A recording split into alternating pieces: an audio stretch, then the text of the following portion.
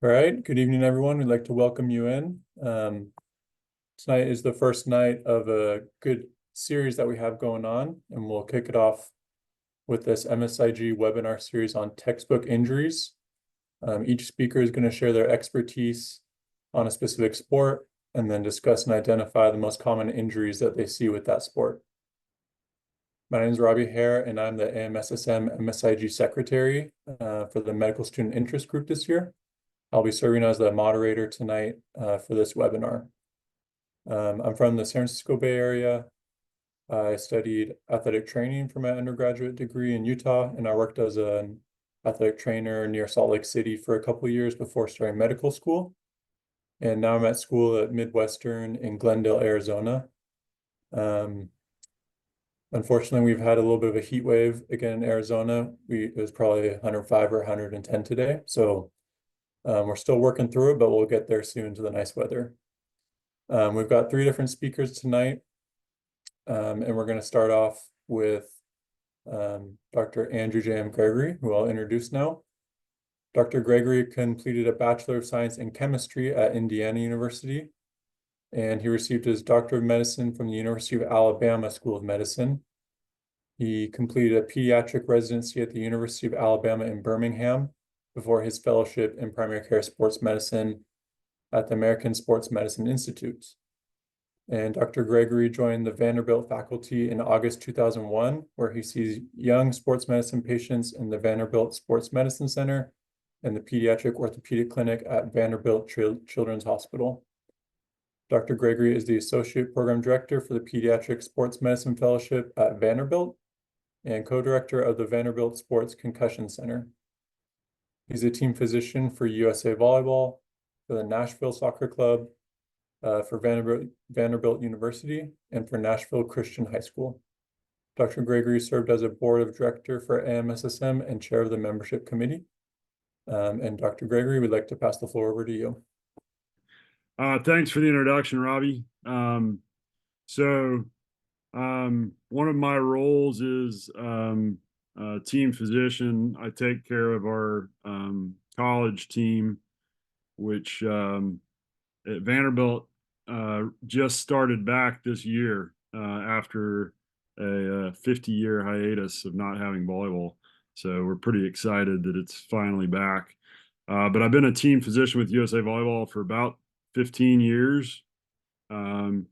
If you want to get involved at the national team level, it's good to get involved early because it does take time.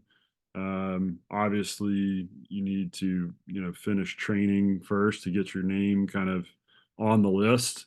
And then you have to spend some time at one of the Olympic training centers, whether that's in Park City, in Chula Vista, or in New York, before you can kind of do any of the Olympic type stuff. But I've been fortunate because I've been involved long enough that I get to go on trips with the men's national team every year. I did not go to the Olympics this year, but I went in Rio 8 years ago now. So I have that experience, which is invaluable, I would say, when taking care of athletes at lower levels, because that kind of gives you that perspective, which I think is really important. So I know we wanted to talk about injuries in volleyball. So volleyball is certainly not the highest injury risk of sports that we cover. But there are some common injuries. Acutely, the common things you see are finger injuries while blocking, or ankle sprains. And the reason ankle sprains are so common is that at the net, the line that goes under the net, you're allowed to step on the line, but you're not allowed to step over the line. And that's true for players on both sides. So you can have a player from one side who's already standing on the line, and then the other player lands on their foot and inverts their ankle, which is quite common. As far as overuse injuries, the 2 common things you see are shoulder from hitting, and then patellar tendonitis from jumping, so jumper's knee. As far as how to address those things, for finger injuries, you see a lot of volleyball players wearing tape. Usually that's because they've had a previous injury and they're just trying to protect it from re-injury. And that is true too for the ankle. Obviously, tape or bracing. has good evidence to support use for prevention of repeat injury, in addition to balance training. And then for overuse injury, for the shoulder specifically, the pattern that you see is very similar to what you see with thrower's shoulder in baseball or even in tennis, which I know we're going to talk about, where you tend to have loss of internal rotation of the shoulder with increased external rotation. That's what allows you to hit the ball in volleyball, just like throw the ball or in baseball or hit the ball in tennis. And then you tend to see a muscle imbalance. So the internal rotators are very strong and the external rotators are very weak. And so when we talk about either treatment of shoulder pain or prevention of shoulder pain once you've had it, we talk about stretching the posterior capsule to increase your internal rotation and then strengthening the external rotators of the shoulder. For the knee, with patellar tendonitis or jumper's knee, just like basketball, really common. If you play volleyball long enough, you're probably going to get it at some point. And treatment similarly is addressing what's tight, which is typically your quad and your hamstring, and then doing eccentric strengthening of the quad in particular, in addition to sort of usual treatments like ice and anti-inflammatories, and you can attempt counterforce straps. A couple of interesting things that we've kind of learned over time. One is that playing in the sand seems to be protective for things like jumper's knee or ankle sprains. And so now that sand volleyball has caught on and is a college sport, and you see lots of facilities around the country, you can have indoor players who spend some of their time training in the sand, and that seems to have a protective effect. And then we've learned a lot about load management, not just in volleyball, but in other sports. There's some data on tracking jumps. And so keeping a jump count, just like we have a pitch count in baseball, you can keep jump counts for jumping. And I do think that is something that should be monitored, particularly when you are coming back from some time off or an injury, that you increase your load gradually. It's really the large changes in load that seem to be the problem. And so that should be being monitored on a regular basis. There is not a lot of data on things like return to volleyball, like we have return to throwing programs.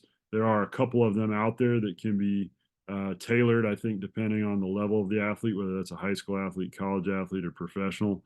But we don't have as much data as we have in baseball. But they do exist. They are out there. So I think those are the main things that I wanted to address about volleyball injuries. Certainly, if it's something you are interested in, getting involved at the high school, college level is pretty straightforward. I think, again, at the more elite level, you have to kind of get your name in the hat and wait some time before you're asked to participate. But I think if it's something you're interested in, certainly there is availability for coverage.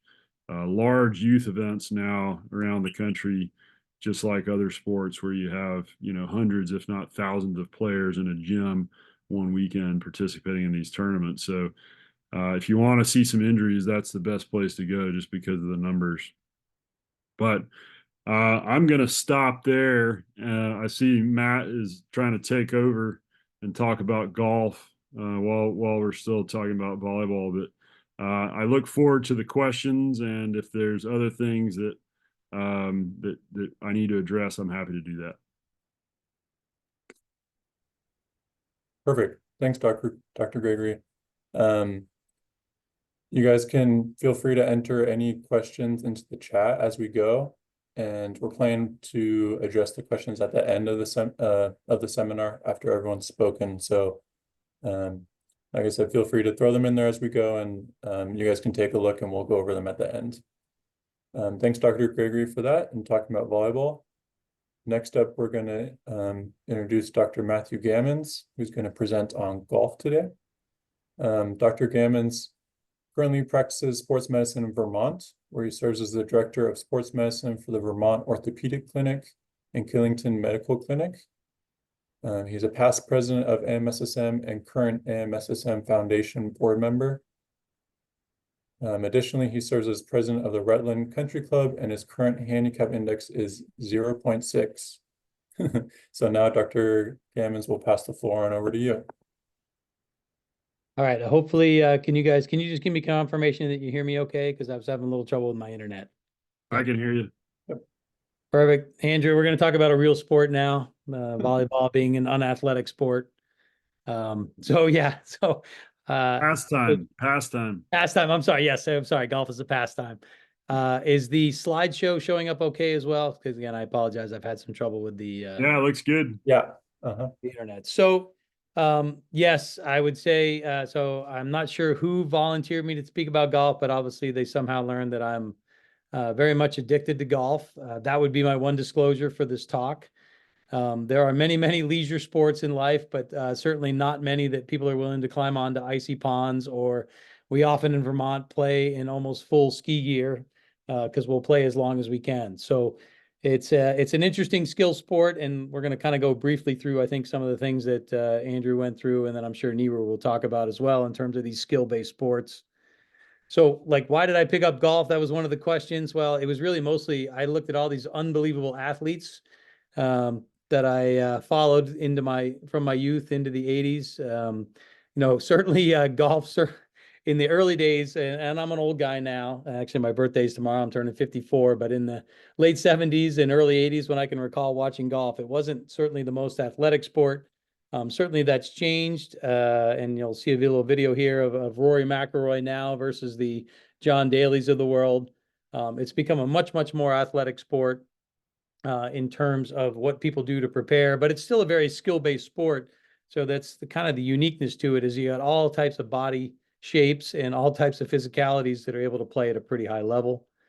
My personal background is I started playing in middle school with a bunch of friends. My dad used mostly golf as an escape from the family. So I not to pick on him, but I didn't learn from him, but I was lucky enough to play on a pretty good high school team. And prior to kids, I played at a very moderately high level, I would say, sort of the club level. But with the interesting thing in Vermont, although we certainly focus on skiing and snowboarding in the winter, I happen to belong to a club where we produced almost every year 2 to 3 Division I golfers. And we have some local sort of high level junior events. So I actually get some coverage of that as well. So the biomechanics of golf are quite interesting. This video I'm going to show you in a second is kind of long. It will take up a minute of my talk, but here's the deal, is it, although in many sports they require skill and there's very dynamic biomechanics, golf is a sport where you're hitting something that's not moving. And it really presents its own challenges. So I think, although this is a funny video, I think it really encapsulates most of golf biomechanics. So we're going to take 1 minute and listen to this. This is a former golf pro here. I've been asked many times, JC, what are your swing thoughts as you're swinging? What are the secrets? What are the secrets of golf that pros know? Well, I heard this one time, and I remembered it. It's really, if you'd write this down, it really helped. What I try to do, I try to flat load my feet so I can snap load my power package. That way I can amplify both lag and drag pressure through impact fix. As long as my number 2 power accumulator doesn't break down, I can reach maximum centripetal force with minimum pivotal resistance. You see, the pivot is the utilization of multiple centers to produce a circular motion for generating centrifugal force on an adjusted plane, plus the maintenance and balance necessary to build a 2-line delivery path. See, golf is geometrically oriented linear force. It involves a physical muscular thrust and a geometry of the circle. You can divide the golf swing into 24 basic components, each having between 12 and 15 variations. Now, when you think of all this and you get it all set, hopefully you'll hit shots like this.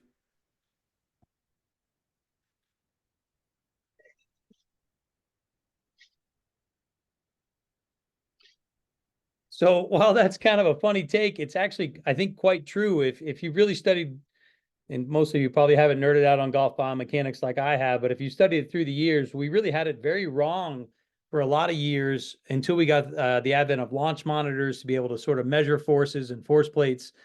The interesting thing is, both from a performance standpoint and from an injury standpoint, there's not much data to support changing biomechanics to either improve performance or prevent injury it has helped us understand what factors matter most, and we don't really need to talk about that, but just understand it's much more complex than it seems sometimes.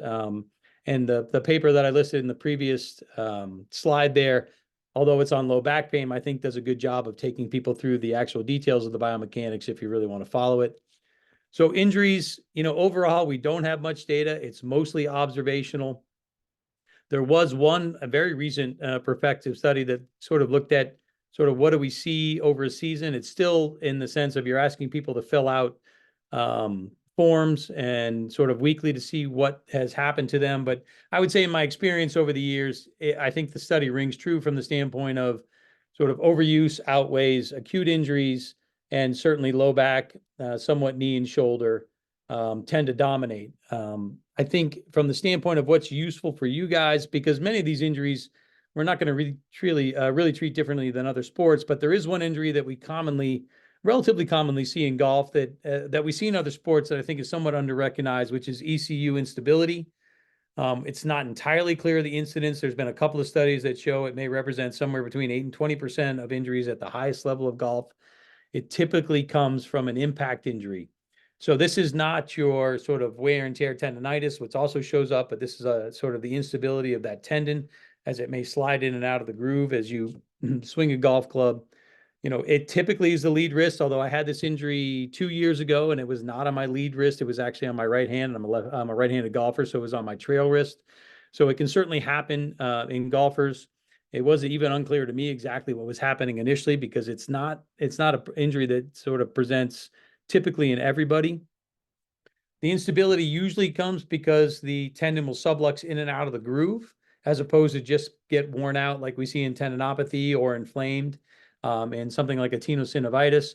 And because of the way the golf swing works, where you're actually pronating and supinating the hand during the swing, it can be somewhat difficult to figure out. Although, again, it may be more common than we know because most golfers don't fill out forms and we don't have a lot of studies on it. This is a slide. I encourage you to go look at this study, although it's from 2013 review. It's from 2013.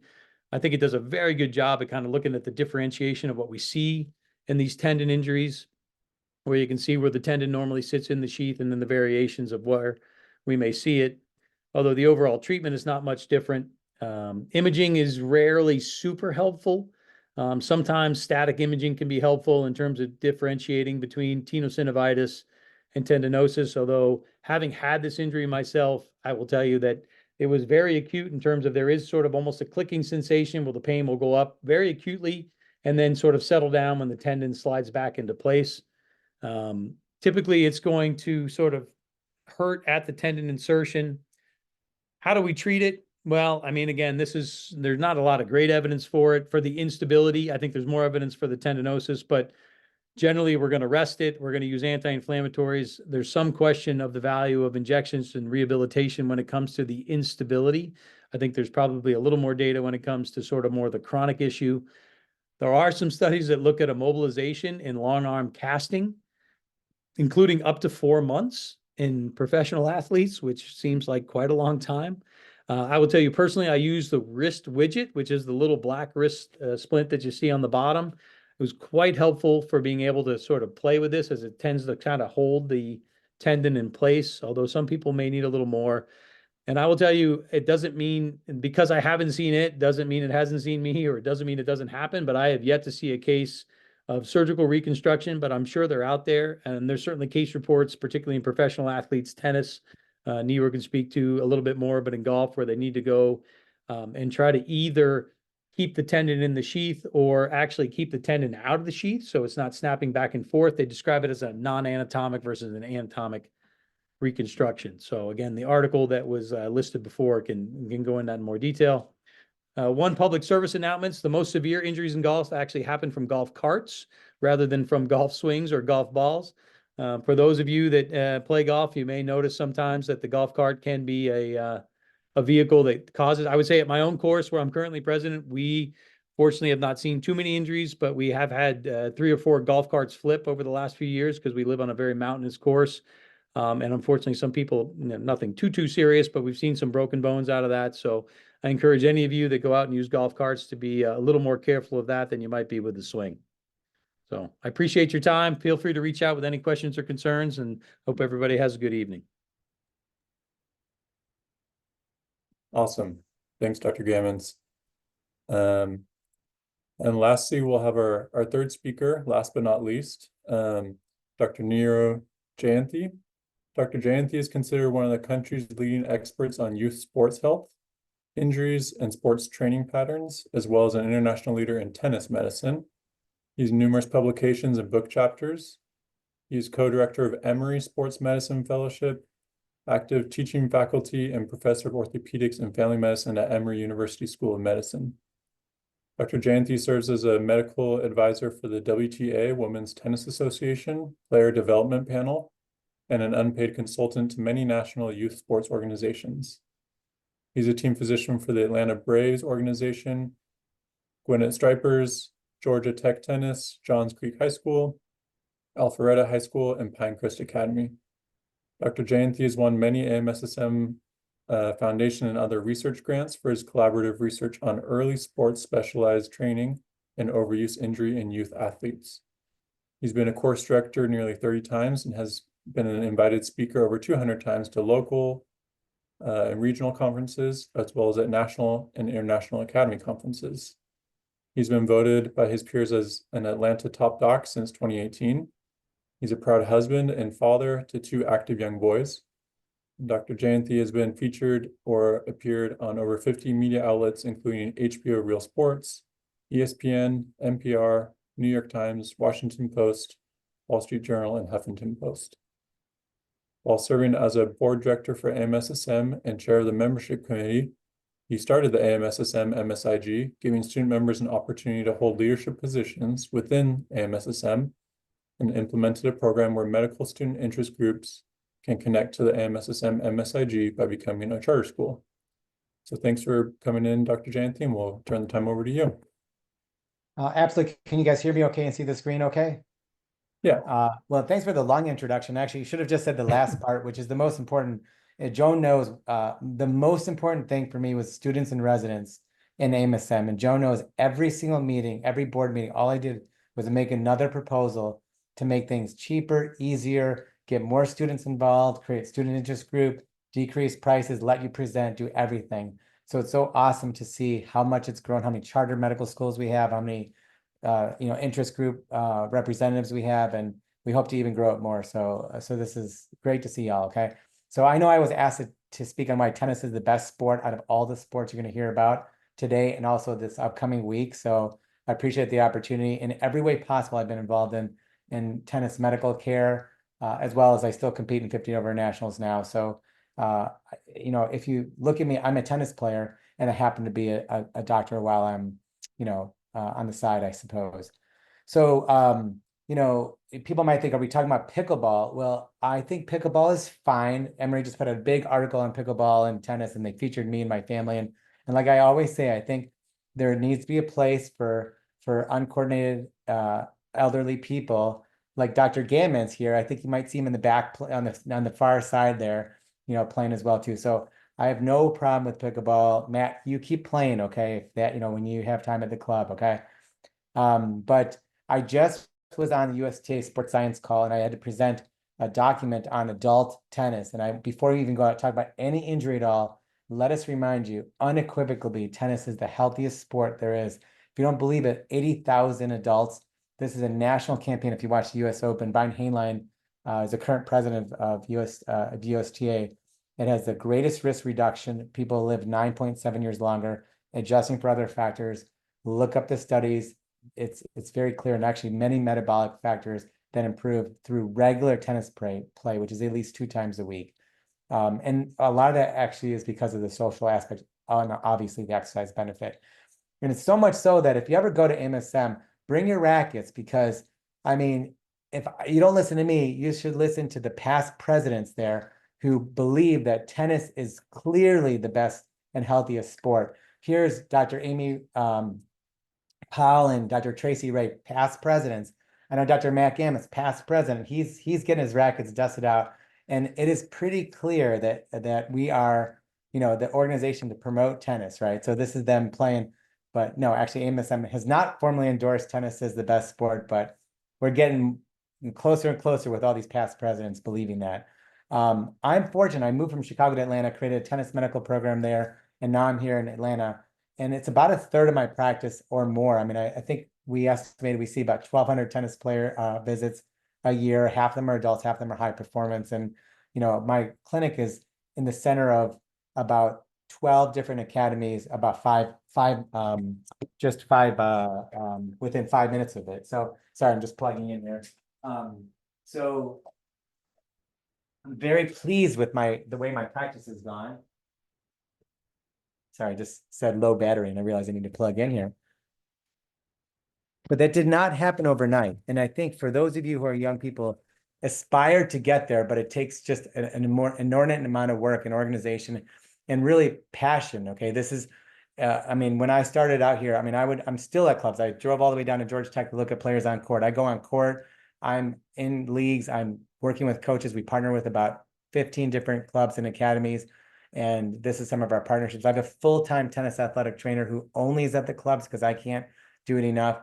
But it's constant. It's 24/7. 7 days a week of fielding calls for tennis players in every capacity. When we see tennis players, we do comprehensive work. We look at things clinically, we educate, we do research, and then we go on court. Our lab is actually the tennis court. This is, every Thursday I'm on court in the afternoon looking at tennis players. And sometimes I go today when on a Tuesday. And then people ask me, when I negotiated my contract, I told them I need to be on court on Thursday afternoons. And they go, how is it possible you can do this? Like, how do you make that happen? I said, it's easy. I just get paid less than you. And so it's okay. You can do stuff and still love what you do. And you know what? Sometimes I don't charge for a dime for any of these on-court services. I just love what I do. I love being there. We're fortunate. There's 4 centers in the world, tennis medicine centers, and we're one of them, which are centers for excellence, 2 in America. And so we really, found this on expertise, develop your expertise, organize your program, and be passionate. I don't think anyone can ever be more passionate in our community or wherever we are about tennis than me. People come see me because they know that I care for every moment they're on court. I'm running late because I had a tennis player that I was working with their serve, and we spent some time, and I told her she might not be able to play. ITA regional is coming up, and I saw her almost cry. I said 15 minutes longer just to see if she can get some serves in and start her progression. And I left with her smile on the face. And yes, I was late for my grand rounds, for my own grand rounds, but it was important to her. And then, simple rules: cover because you want to, not because you have to. Don't cover to, take pictures with professional athletes.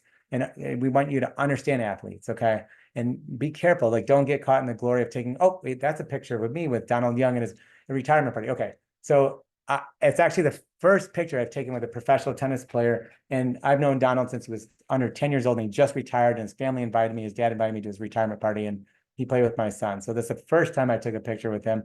And after 20 years of knowing him, and he finally retired. So, and then know your terminology. Like you have to say it properly. When, you don't say, if you're a sports doctor, you say, when is your tennis game?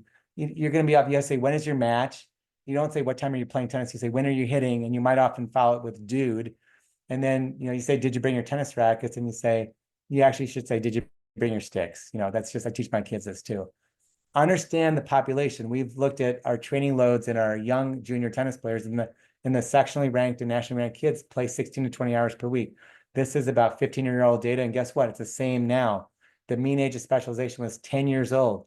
We looked at the WTA women's tour, and that's the same age as the women's tour. Why are kids doing that at 10?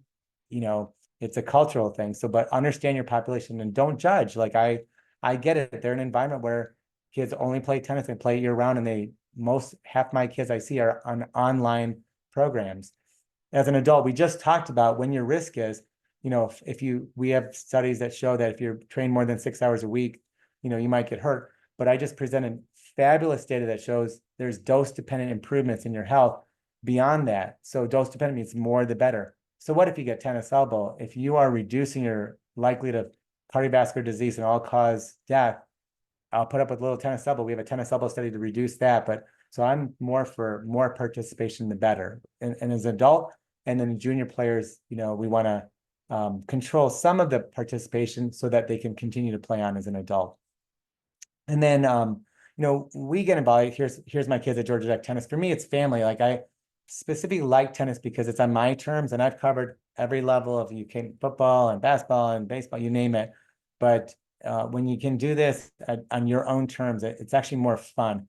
And I get my kids, they're ball boys at the Georgia Tech matches, and so it makes it a lot more fun to do it. So we want to do a couple of cases. So first case is you ask common things. I'm gonna do one junior, one adult. I think they said do one case, but I'm gonna do two. Okay, two quick ones here. One is a national junior tennis player with axial low back pain. She's in like mid peak height velocity, increasing pain. And just remember, don't treat kids like adults. Adults have about 50% of the time they're gonna have disc problems. Kids, it's about 10% of the time, and it's 40 to 50% of the time it's a bone stress injury, especially in a high-risk athlete. And so our physical exams are not very good. So we often need advanced imaging to look at that in a high-risk athlete. And recognize, I just gave a talk at our grand rounds on developmental stages and assessment. So recognize the stage of development when you're evaluating kids. In low back stress injury, it's often between 94 to 100% of skeletal maturity. And so they cluster around that kind of near peak height velocity to skeletal maturity. So make sure you're assessing that well. We submitted a study at AMSSM that we presented that we actually were really not good at predicting who had bone stress injury. So we presented an abstract, research abstract at AMSSM saying we stink at predicting bone stress injuries. So I can't tell you, I think it's a 50-50 chance almost in high-risk athletes. So I often have to get a 3T MRI with a special sequencing. If you do have bone stress, we put them in 3 phases. Phase 1 is neutral spine. There's Emily Sweeney has a nice prospective study through AMSSM grant showing that early rehab, if it's done properly, it's sequenced, may actually get young athletes back better. We published a study with Robin Rice here on just doing simple trunk stability tests like this to make sure they can do prone planks and side planks well. So you should do that in every young athlete, make sure they do prone plank and a side plank well. And then they have less association with back pain. I have tons of videos, but I was short on time. So simple thing for when I go on court is when you have back stress injuries, we want to reduce more than 20 degrees of extension, like on the left, and then we want to get more neutral spine. And we spend a lot of time correcting that regularly on court before and afterwards. And then, your phase 2, you start doing rotational rehab, add some extension, and then finally sports-specific rehab. And, depending on how long and the risk, you might get back earlier, but if it's a full program, then you do neutral spine rehab, and then we use a high-risk progression return to sport, often with on-court. So now adult, we'll do one quick adult case. And, I don't know if you know the stories. Is Andrew Gregory still on? Yeah, Andrew's on. I don't know. He's probably watching the debate or something like that. But if he's still on, I don't know if he's a big volleyball guy. He's on, but I'm falling asleep. So. Yeah. He gets up at 4 o'clock in the morning. But so Andrew got into volleyball, because he tried tennis actually. And I don't know if you know this, but when you get tennis elbow, you have to actually have bad strokes. Actually, good players don't get tennis elbow. They get golfer's elbow. And Andrew just had terrible strokes. He said, I can't do this. This is not going to work for me. So then he got in the whole volleyball thing, and the rest is history, as they say. So, but if you do get tennis elbow, it's like people like Andrew, they're old and it's degenerative, and young people do not get tennis elbow. And so, it's a 50-50 chance to get tennis elbow if you're over 30. And we did a study about 530 players. It's like 20% of players had an elbow issue in adults. I wrote the up-to-date on tennis elbow, and I actually said I wouldn't write unless Carl Burtfields asked me to write. And I said, I'm not going to write unless we change the name from epicondylitis and tendonitis. And I want to use those terms. We actually call it elbow tendinopathy in up-to-date, and look it up if you're curious. And it's also a patient had handout that also describes it like that. You need to understand the stages of tendons, and we stage it. We have a study looking at that. And so you have to understand normal tendon from reactive to tendon disrepair, and then they get degenerative. And so we stage tendons with ultrasound, which is very helpful. And so, we know that most tennis elbow does get better by 3 to 12 months. But if you have a tennis player who wants to get better earlier, they do not like to hear that. So we designed a study trying to make that faster, called FASTEST. And we just added traditional tendon strengthening eccentric, we call it. And then we add the option of an ultrasound guided needle tenotomy with Toradol not steroid, but an anti-inflammatory to see if we can get it back. We've enrolled about 40 patients, and I think we're seeing about 60% benefit. So people are getting back a bit earlier. We'll see how the study turns out. But we know that stroke modification does work. And so reducing, here's one of our publications looking at reducing forearm pronation on forehands and also on serves and backhand. So our final studies, we looked at a warm-up cool-down program where we just submitted for publication on doing the right warm-up before you get out there. And we followed about 350 adults for a year. And this is some people's warm-up right here at the top right. But we have a standardized warm-up. We look at, remember, dynamic before, stretching afterwards. And we noted good compliance up to a year out, 60% compliance with reduced injury rate and possibly severity at the 12-month mark. So now we can't stop these injuries, but it's good that we're able to stop. So just remember, when you get to AMSSM, go out there and play. If you're a good player, come call me. If you're not so good of a good player, call Tracy Ray. He's always looking for someone to hit with. And then remember, play tennis. You will live longer. And hopefully that was helpful. Any questions, or you guys ready to get out of here? Hey, Neeru, don't worry. I think Matt's out on the golf course doing some observation as well, at least once a week. Okay. Way more than once a week. Right. Awesome. Thanks to all three of you. Appreciate the presentations. We'll open it up to Q&A. You can either put them in the chat or feel free to unmute and ask them also.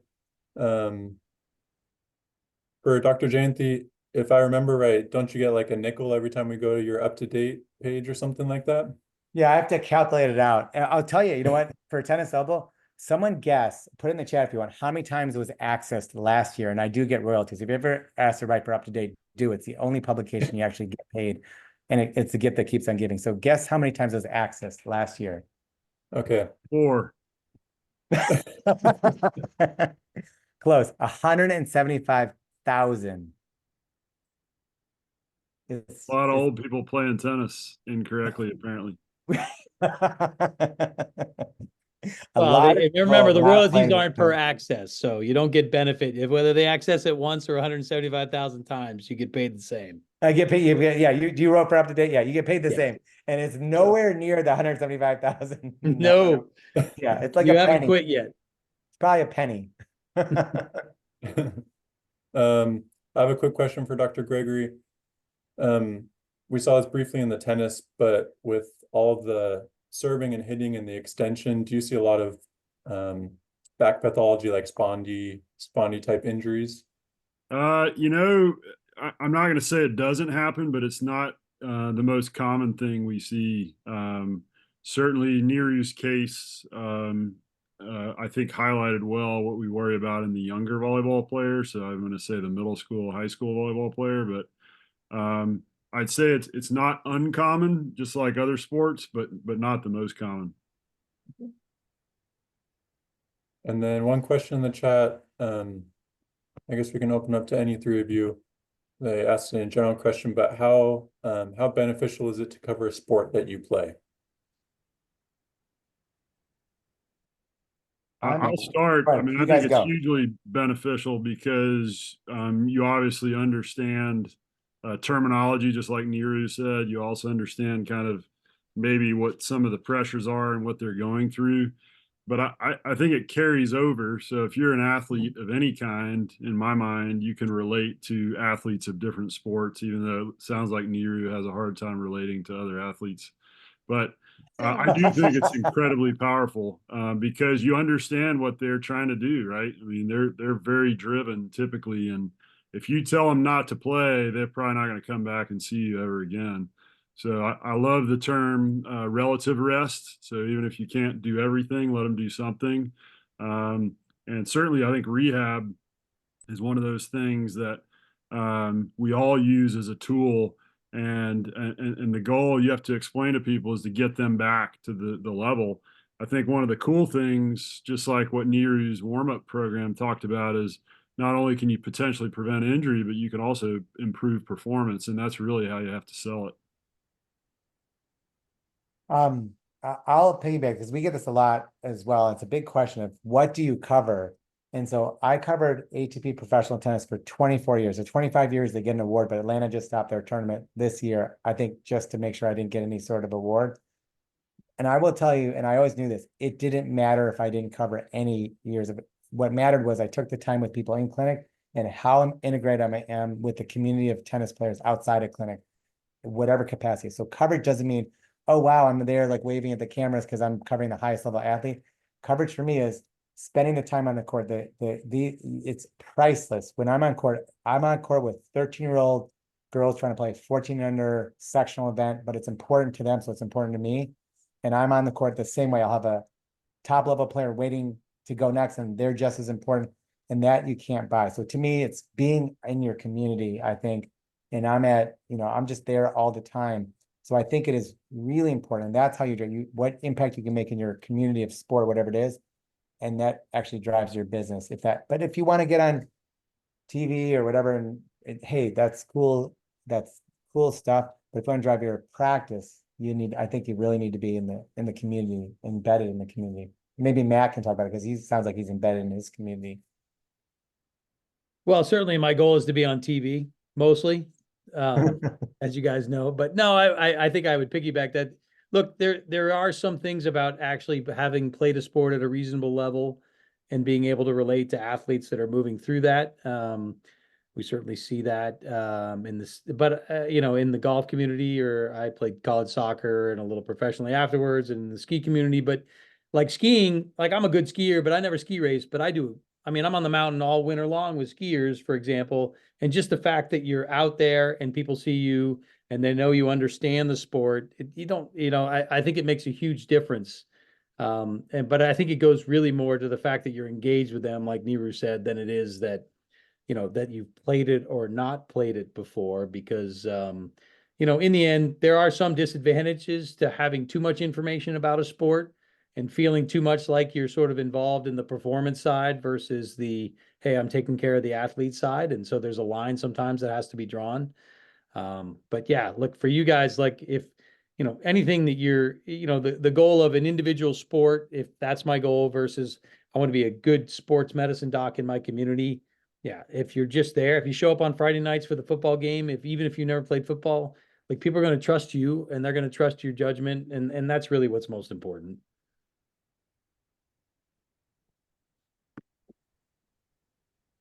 Great. Another question in the chat is, any resources that you guys would recommend to review biomechanics of these sports? I'll start it off again. Volleyball is an interesting one because when you hit the ball, you're in the air, which does make it a little bit harder to study from a biomechanics standpoint. So I'd say there's probably not as much data on volleyball as potentially the other sports we're talking about today. You look at a sport like baseball, and there's a lot of good data on throwing in baseball. So a lot of what we know about volleyball, we've actually extrapolated from other sports that are better known. And then, we published a stroke efficiency rating in tennis and like 300 plus, tennis players, and we learned a lot. I'll tell you one thing, and I go on court every week looking at biomechanics, and I did that today with, Georgia Tech tennis players and men's and women's side. But our data is pretty clear that the volume of the sport is a bigger problem than the biomechanics. Actually, our best players were still getting hurt more, and they had the highest biomechanics. What you do is you optimize your biomechanics in that setting. But so I definitely believe in it. And I think if you're looking for resources, they're very sport specific. I don't think you're going to see biomechanics of sports. It's going to be a golf biomechanical study, tennis or baseball, whatever it is. So I think you have to look at very sport specific biomechanical studies. And I know there's a lot of stuff in golf as well. Yeah, I'll just table onto that. Be a little careful with biomechanics. I was a mechanical engineer before I was a doctor. The biomechanics doesn't translate very well to injury prevention or, performance. There are small windows in which it does, like Neeru was alluding to in terms of some of the changes. And the problem with injury prevention and injury thing is that exposure dominates way more than mechanics by a lot. I sent something out in the chat. There's a biomechanist. I believe he's still in Eastern Canada. His name is Sasha McKenzie. So if you're looking from a golf standpoint, you can look him up. He's got some really, really good stuff, and not so much injury side, but biomechanics, performance side. But load dominates. That's sort of my one rule with sports overall. And I think Neeru, from a pediatric standpoint, you would agree that in the end you can change some minor things, but the more you do, the more likely you are to get hurt. It's an overwhelming thing.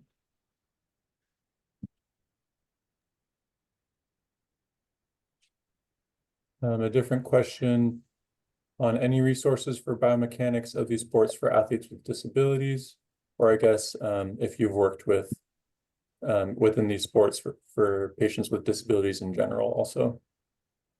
I'll start off again. I think it's a great question. In volleyball, it's sitting volleyball, and you see athletes with, I would say, mostly lower extremity problems, whether that's amputation or spina bifida or even stroke, who participate in sitting volleyball. If you got an opportunity to watch the Paralympics this past time around, it's a growing area, and I would say ripe for coverage if people have interest in that. Every community, it seems now, has some sort of different options available. I think there's a website, Move United, where you can get on the website and see what's available in your own community.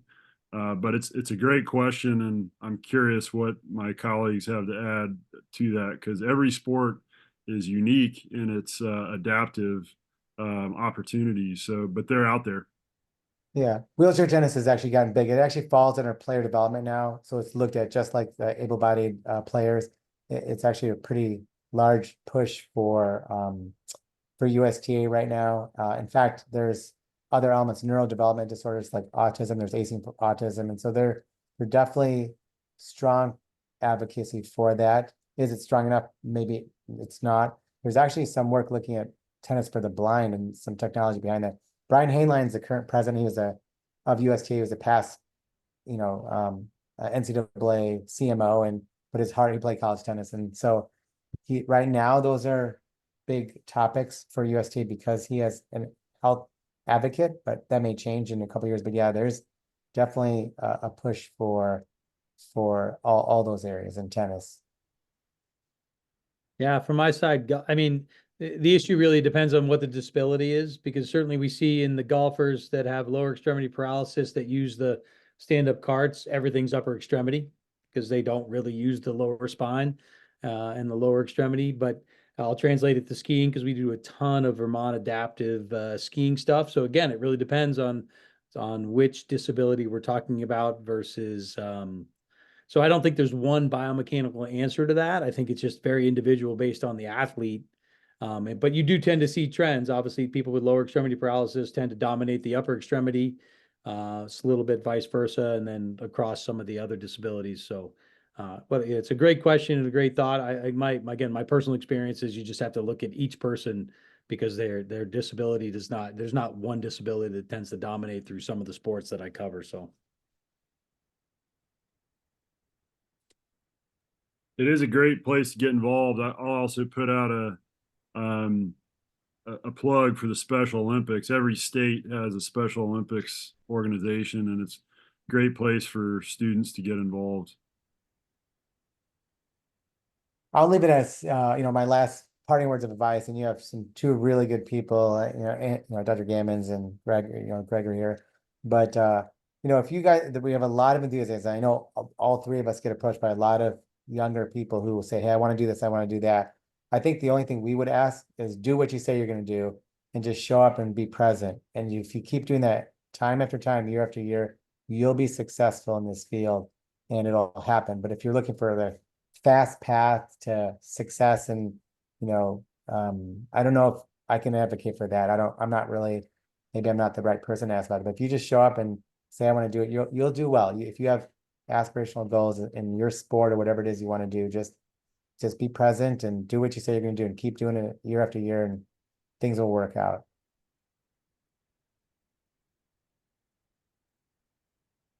And you Yeah. might even make enough money to get a haircut, Neeru, right? You should see my kids. Do I have a picture of my kids? He gave it all to the student organization. I think Neeru showed your passion pretty well for the sport that you do the most of. And I know that question was out there about, do you have to have played your sport to cover it? But I think what it does allow you is passion, right? I think probably the reason we're all involved in the sports we're involved in is because we enjoy them and we're passionate about it. So I think there is that piece of things. And obviously, if you're going to spend a lot of time doing it, you better like it. Absolutely. Awesome. Thank you guys so much. Thank you everyone for jumping on. And oh yeah, for us, Tennis Medicine, if you're interested, go to tennismedicine.org to become a student member, and it's very inexpensive, but there's articles and we have annual meetings and everything. So just go to tennismedicine.org and for the tennis people up there. Your children have some nice trophies, Neeru. Oh yeah, they have the background. Actually, most of those are mine. My kids, they don't have very many trophies because they're multi-sport athletes and we don't push them to do too much. You don't keep theirs, just yours. No, they have a separate area. They have a couple team trophies. I don't want to, I get insecure if they start getting better than me. Great. Thanks to the three of you for the excellent presentations. We'll have one last call for any questions here and then we'll wrap up.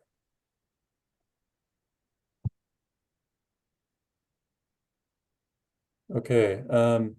And then just before we close up tonight, I want to encourage everyone to join us this upcoming Monday, October 7th, same time at 8:30 Eastern for the next MSIG webinar in this series of textbook injuries. We'll have track and field, marathons, acrobatics, featuring Dr. Burton, Dr. Mason, and Dr. Tenford. And on behalf of everyone here tonight, I'd like to express our gratitude to the panel. You guys did great. They're outstanding presentations. And thanks to everyone for attending tonight. I enjoyed serving as the moderator, and I hope to see you guys soon.